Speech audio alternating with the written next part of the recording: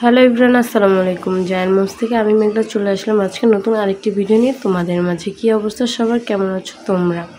সকাল সকাল এই যে নাস্তা খাচ্ছি, পেয়ারা ভর্তা খাচ্ছি। এগুলো হচ্ছে আমার হাজব্যান্ড 1 নম্বর যমুনা থেকে নিয়ে আসছে। এই চাটা হচ্ছে যমুনার, খুব করে খেতে ইচ্ছে করছিল যমুনার খাবারগুলো, এর জন্য ঘরে এনেছি। কারণ আমি বাইরে যাইনি, কারণ আমার জ্বর, ঠান্ডা, কাশি, গলা ব্যথা। অবশ্য তোমরা আমার বয়স শুনলে বুঝে ফেলবে। এখানে যে মাছগুলো দেখতেছো, এই মাছগুলো আমার হাজব্যান্ড নিয়ে আসছে, কারণ আজকে অনেক দিন ধরেই ফ্রিজটা খালি হয়েছে, তাই ওকে পাঠিয়ে দিছি। আমি আর যাইনি, কারণ আমার শরীরটা মোটো ভালো ছিল না। এই যে এখানে মাছ আম্মুকে দিয়ে কাটাচ্ছিলাম, সেটা আমি শ্যুট নিতে পারিনি, এর জন্য তোমাদেরকে দেখাতে পারিনি। দেখো এখানে আমার মেজো বোনের ছেলেটা কি দুষ্টু, অনেক দুষ্টুমি করে। তারপর মাছটা কেটে সব কিছু ধুয়ে ফ্রিজে রাখার পরে ওষুধ পানি খেয়ে খাওয়া দাওয়া করে দেখি শরীরটা ভালো লাগে, এর জন্য চলে গেছিলাম বাইরে। আর আপুর ফ্রেন্ড আসছিল, আপু আমাকে বললো তুইও চল, একা বাসায় কী করবি, এর জন্য আমি ওদের সাথে চলে গেলাম আমাদের মিরপুর 1-এ। ওইখানে যে টুকটাক যা পেয়েছি আমরা তাই খেয়েছি, বাট খাবারগুলো মোটো মজা ছিল না, নিয়ে ঠকে গেছি একদম। এখানে আমরা মিট বক্সটা খেয়েছিলাম। তারপর এখানে এই যে আমার আপু খাচ্ছে, ও বলতেছিল খাবারগুলো একদমই মজা না। আসলে আমরা মিরপুর 1-এ গিয়েছিলাম যে উদ্দেশ্যে, সেই উদ্দেশ্যটা চাপড়ি আর ভর্তা খেতে। একটা মামা আছে ওইখানে মিরপুর 1-এ শালি মার্কেটের অপোজিটে বসে, সেই মামার চাপড়ি ভর্তাটা এত দারুণ, কি বলবো, বলার ভাষা নেই।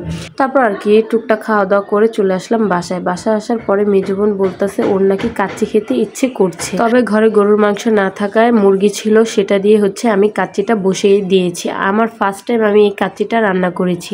আমার মেজো বোন আমাকে সব কেটে গুছিয়ে ধুয়ে দিয়েছে, আর আমি নিজ হাতে সব কিছু রান্না করেছি। মাশাআল্লাহ খুব মজা হয়েছে। বাট একটা কথা বলতে হবে, যখন রান্না করতেছিলাম তখন খুব ভয়ে ছিলাম যে কি কেমন হবে বা কি হবে, বুঝতে পারতেছিলাম না। যাক, কাচ্চির রান্না করার ভিতরে তেমন একটা অভিজ্ঞতা আমার ছিল না। সবসময় ভিডিও দেখতাম আর সাহস করতাম যে রান্না করব, বাট রান্না আমি কখনো করে উঠতে পারি। তোমরা খেয়াল করলে দেখতে পারবা, দেখো চালটা কি ঝরঝরা হয়েছে, আমি ভাবতেই পারিনি যে চালটাও এত ঝরঝরা হবে। তারপর এই যে এখানে দেখো আমি খুলেছি, এখন লেড়ে চড়ে দেখবো কেমন হয়েছে। বাট নিচে দিয়ে হালকা একটু লেগে গেছে, বাট ওইটা কোনো ব্যাপার ছিল না। তারপরে এখানে আমি দেখাচ্ছিলাম যে দেখো নিচে একটু লেগে গেছে। তারপর এখানে এই যে লাড়াচড়া করতেছে, তোমরা নিজেরাই একটু দেখে নাও ভালো করে কি সুন্দর হয়েছে। তারপরে একসাথে বসে আমরা সবাই খাওয়া দাওয়া করেছিলাম। এখানে সুন্দর করে নিচের মাংসগুলো খুব সিদ্ধ হয়ে গেছিল। তারপর চুলা থেকে এটা আমি নামিয়ে নিই। নামিয়ে নেওয়ার পরে আমি সবাইকে বেড়ে খাওয়াই। সবাই বলেছিল খাবারটা খুব মজা হয়েছে, কেউ ব্যাড রিভিউ দেয়নি, সবাই বলেছিল খুব মজা হয়েছে। এখানে কাচ্চি খাওয়া দাওয়া শেষ করে আমি রাত্রে প্রায় 1টার দিকে এখানে চা আর মুড়ি খাচ্ছিলাম, কারণ কাচ্চিটা খেয়েছিলাম 10টার দিকে, এর জন্য আমার ক্ষুধা লেগে গেছিল। এখানে আমার ছেলেও খেয়েছিল আমার সাথে চা মুড়ি, বাট ওর ক্ষুধা লেগেছিল। আমি বুঝতে পেরে ওর জন্য ডিম সিদ্ধ করে দিয়েছি। আমি ব্রয়লার মুরগিটা সিদ্ধ করে দিই না, কারণ ওইটা অনেক বড়, ও খেতে পারে না, নষ্ট হয়। এর জন্য ওর জন্য আলাদাভাবে এই কোয়েল পাখির ডিম এনে রাখি। এটা ওকে আমি 1টা বা 2টো সিদ্ধ করে দিই, এটা পরিপূর্ণতাভাবে খেয়ে উঠে।